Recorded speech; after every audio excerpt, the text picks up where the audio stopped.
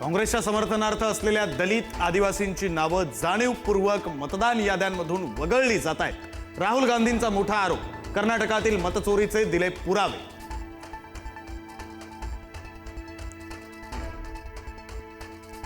महाराष्ट्रातील राजुरा मतदारसंघात 6850 मतं वाढवण्यात आली। आयोगाला आम्ही सर्व पुरावे दिलेत।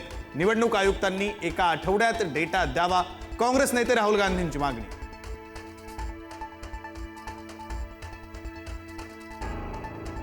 नुसतं नाव लावल्यानं कुणी ब्रँड बनत नाही। मुख्यमंत्री देवेंद्र फडणवीसांचा टोला, भाजप ब्रँड नाही तर ब्रँडी, राऊतांचं प्रत्युत्तर। या ब्रँडीला नशा देखील नाही, राऊतांचा टोला।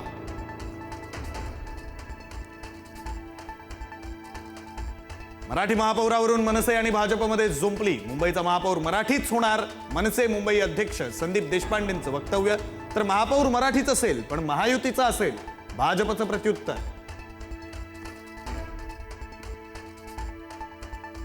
स्थानिक स्वराज्य संस्थांच्या निवडणुकीत महाविकास आघाडी म्हणून सर्वच ठिकाणी एकत्र लढू असं नाही, शरद पवारांचं वक्तव्य।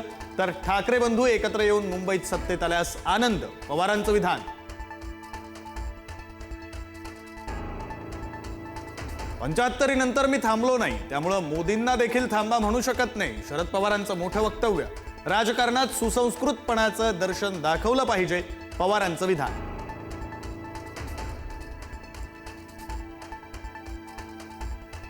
मराठा क्रांती मोर्चाच्या वतीनं संभाजीनगरमध्ये मराठा आरक्षण गोलमेज परिषदेचं आयोजन। हैदराबाद गॅझेटनं आरक्षणाचा प्रश्न सुटला का, यावर होणार चर्चा। हैदराबाद गॅझेटच्या GRवर आज मुंबई हायकोर्टात सुनावणी। तर मिळालेली प्रमाणपत्र पाहून उद्या भूमिका स्पष्ट करणार, मनोज जरांगे यांची भूमिका। ओबीसींच्या प्रश्नावर नागपुरात भुजबळांची बैठक। समता परिषदेच्या बैठकीला सर्व ओबीसी संघटनांनी उपस्थित राहण्याचं आवाहन। नागपुरात मेळावाही घेणार।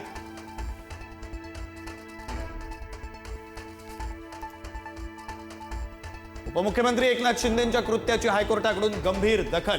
इमारती पाडण्याच्या मनपाच्या नोटीस कोणत्या अधिकारात थांबवल्या, हायकोर्टाचा शिंदेंना सवाल।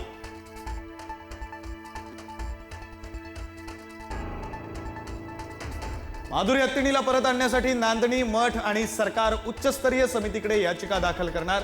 कोर्टाकडून प्रकरण उच्चस्तरीय समितीकडे, समितीच्या अहवालानंतर कोर्ट निर्णय देणार।